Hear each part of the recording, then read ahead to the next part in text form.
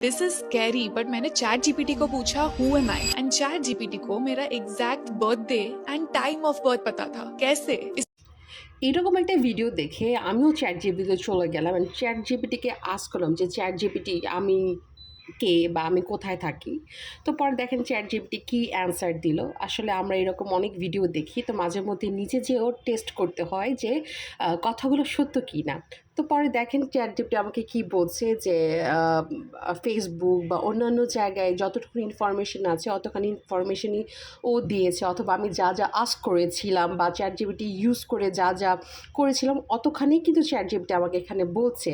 তো otherwise chat GPT কিন্তু বলবে যে না, তোমার প্রাইভেসি আমি অনেক, মানে ওদের কাছে আমাদের প্রাইভেসি অনেক ইম্পর্টেন্ট। তো এরকম আমরা অনেক ভিডিও দেখি যেখানে বলা হয় যে চ্যাট জিপিটি মনে হয় ফেক করতেছে, আমাদের প্রাইভেসি নষ্ট করতেছে। বিষয়টা একদম না।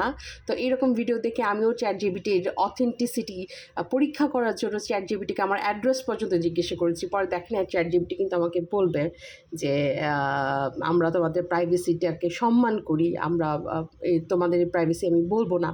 তো ছোটো থাকতে একটা গল্প পড়েছিলাম, চিলে কান নিয়ে গেছে, সেই কারণে চিলের পেছনে সবাই ছুটছে, এটা না দেখে কানের জায়গায় কান আছে কি না।